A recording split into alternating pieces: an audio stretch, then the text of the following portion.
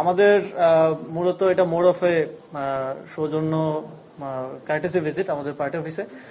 এর আগেও US এম্বাসির political secretary আমাদের পার্টি অফিসে ভিজিট করেছেন এবং আমাদের সাথে বিভিন্ন বিষয় নিয়ে আলোচনা করেছেন।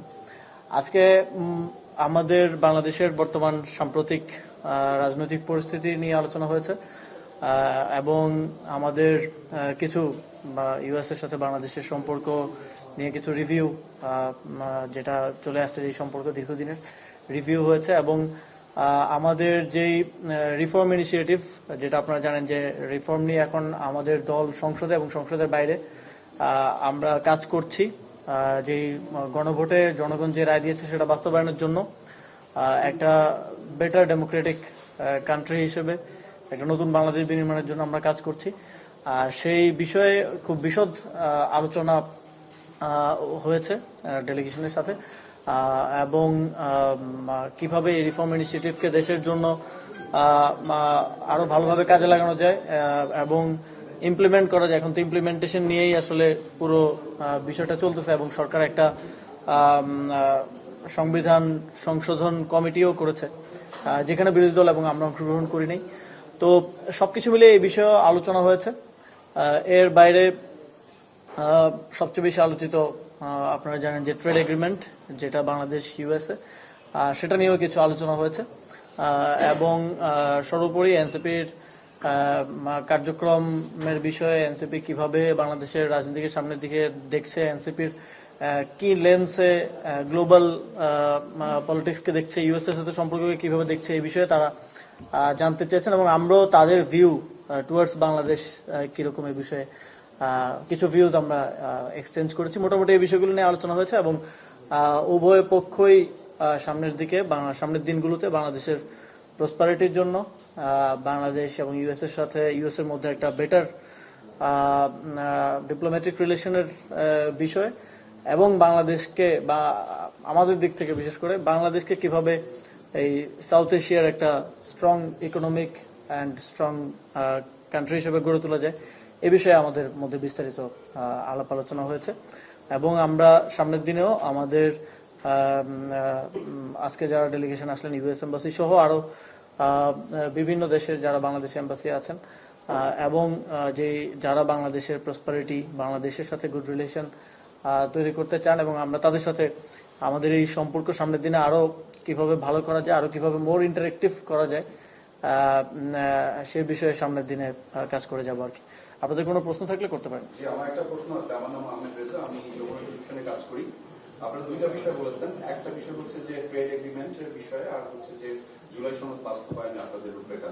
দুটো বিষয় যদি ক্লিয়ার করতেন। আলাউদ্দিন ভাই যেটা বলছিলেন ওনার কথার রেজিস্টার একটু টানি যে ট্রেড এগ্রিমেন্ট নিয়ে কথা হয়েছে, কিভাবে বাস্তবায়ন হবে সেটি। ট্রেড এগ্রিমেন্ট হওয়ার আগে কি আপনাদের সাথে কখনো আলোচনা হয়নি এটি নিয়ে? মার্কিন দূতাবাসের এর আগে আমরা অনেক রাজনৈতিক দলকে বলতে শুনেছি যে এই ট্রেড এগ্রিমেন্ট হওয়ার আগে এনসিপি সহ, জামাত সহ, বিএনপি সহ সবার সাথে আলোচনা হয়েছে। ফলে তারা যে স্টেটমেন্টটা আপনাদেরকে নিয়ে দিয়েছে সেটা সঠিক, নাকি আপনারা বলছেন যে আজকেই প্রথমবারের মতো এগ্রিমেন্ট নিয়ে মার্কিন দূতাবাসের সাথে কথা হলো? না, ট্রেড এগ্রিমেন্ট হওয়ার আগে আমাদের কোনো আলোচনা হয়নি এবং এটা এর আগে আমরা কয়েকবার এখানে প্রেস ব্রিফিং এ আমার মনে আছে আমি 2 বার অন্তত পরিষ্কার করেছি আমাদের আলোচনা হয় নাই এবং আমরা এই বিষয় নিয়ে অন্তর্বর্তী সরকারকেও এবং আমেরিকান এম্বাসিকেও তাদেরকেও বারবার আমরা পরবর্তীতে যখন এটা নিয়ে আলোচনা হয়েছে আমরা বলেছি যে ইউ শুড হ্যাভ আমাদের সাথে আলোচনা করাটা প্রয়োজন ছিল আর কি অ্যাজ এ স্টেক হোল্ডার। তো এটা আলোচনা হয় নাই এবং আজকে প্রথম হয়েছে এরকম নাই, এর আগে বিভিন্ন ইন্টারাকশনে ইনফরমালি আমাদের মধ্যে এই বিষয়টা নিয়ে হয়তো আলোচনা হয়েছে।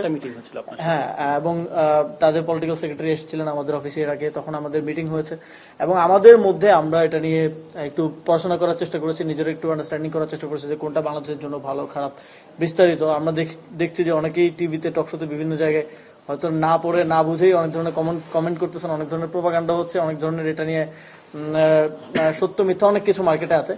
বাট আমরা একটু নিজেদের মধ্যে বোঝাপড়া করার চেষ্টা করেছি আর কি, নিজেরাও ওয়ার্কশপের মতো করেছি টু বেটার আন্ডারস্ট্যান্ড অ্যান্ড আমরা যেই জায়গাগুলোতে মনে হয়েছে যে ক্লিয়ারেন্স দরকার আমরা তাদেরকে কোশ্চেনও করেছি অ্যান্ড তারা সেভাবে সেটার উত্তর দিয়েছে আর কি।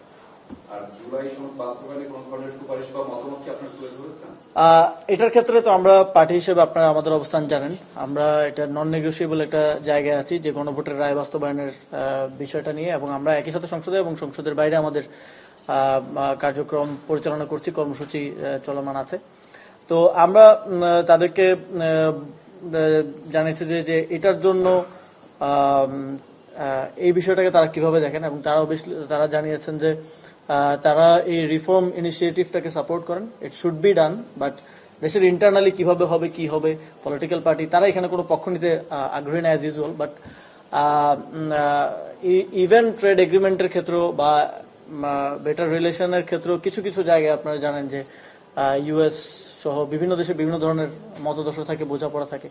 তো রিফর্মের ক্ষেত্রে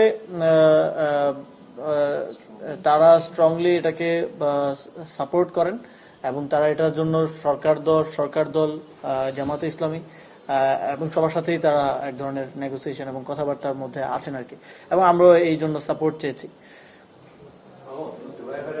চুক্তিটা নিয়ে প্রশ্ন, সেটা হচ্ছে যে যেহেতু বাংলাদেশের একটা অংশ বলতেছে দেশ বিক্রি করার চুক্তি ছিল এটা, এবং এখানে কাট করে যার কারণ হচ্ছে ভাই যেটা বলবে, যেখানে আপনারা অন্তর্বর্তী সরকারের অংশ ছিলেন, আপনি নিজে অংশ ছিলেন, কিন্তু এত বড় একটা বাণিজ্য চুক্তি হলো যেটা নির্বাচনের 3 দিন আগে, সেটা আপনারা বলতেছেন আপনাদের সাথে আলোচনা হয়নি বা আপনি ব্যক্তিগতভাবে জানেন না।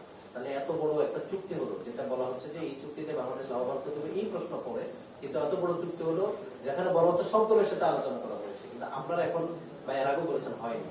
আপনাদের না জানিয়ে অন্তর্বর্তী সরকার এত বড় চুক্তি করলো, তখন কি আপনাদের দায়বদ্ধতা ছিল? প্রথমত আমি যখন সরকারের অংশ ছিলাম তারও আমি পদত্যাগ করার 2 মাস পরে চুক্তিটা হয়েছে, তো আমার ওই সরকারের দিক থেকে জানার তো আসলে সুযোগ নেই। এবং আমি যতদূর জানি যে ইভেন যখন আমরা এই বিষয়গুলো নিয়ে আলাপ করেছি যে স্টেক হোল্ডার হিসেবে আমাদের সাথে তো ডিসকাশন হওয়া উচিত ছিল, তখন আমরা সবার থেকেই একই ধরনের মানে যারা ডিসকাশনে ছিল একই ধরনের রেসপন্স পেয়েছি যে চুক্তি হওয়ার আগ পর্যন্ত তারা এটাকে নন ডিসক্লোজার রাখতে চেয়েছেন, এবং অনেক স্টেক হোল্ডারের সাথেই হয়তো আলোচনা হয় নাই। এবং আমরা এটাকে ক্রিটিক্যালি আমরা পয়েন্ট আউট করেছি যে এনসিপির সাথে আলোচনা না করাটা এটা উচিত হয়নি, এনসিপি সাথে অবশ্যই কনসাল্ট করা উচিত ছিল। এবং সামনের দিকেও আমরা এটা জানিয়েছি স্টেক হোল্ডারদেরকে যারা ইনভলভ ছিলেন যে সামনের দিকেও এই ধরনের বড় ডিসিশনের ক্ষেত্রে অবশ্যই আলোচনা করা উচিত। এবং অনেকেই এটা পলিটিক্যাল ইন্টেনশন থেকে এনসিপি কে দায় দেওয়ার চেষ্টা করে যে এনসিপি করছে এনসিপি, বাট আমরা স্পষ্টভাবে বলছি, একটু আগে তারা মিটিং করে গেছেন, এখন তো আমরা মিডিয়ার সামনে মিথ্যা বলতে পারবো না, কারণ তারা গিয়ে তো দেখবেন যে আমরা মিডিয়ার সামনে কি বলছি, যে আমাদের সাথে আলোচনা হয় না এটা নিয়ে এর আগে।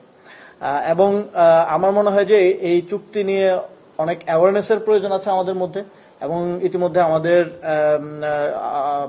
সম্মানিত আহ্বায়ক তিনি বলেছেন যে সংসদে এই বিষয়টি নিয়ে আলোচনা হওয়া উচিত, awareness and pros and cons বোঝার জন্য, এবং সাধারণ মানুষকেও আরো আমি দেখছি যে সত্য মিথ্যা অনেক কিছু মিলিয়ে সোশ্যাল মিডিয়াতে টকশোতে বিভিন্নভাবে আসতেছে, অ্যাওয়ারনেস প্রয়োজন আর কি।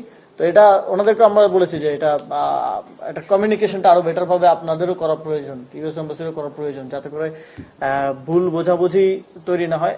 তবে কিছু বিষয়ে আমরা ক্রিটিক্যাল অবশ্যই, এবং সেগুলো আমরা ইন ডিটেইলস তাদের সাথে ডিসকাস করেছি।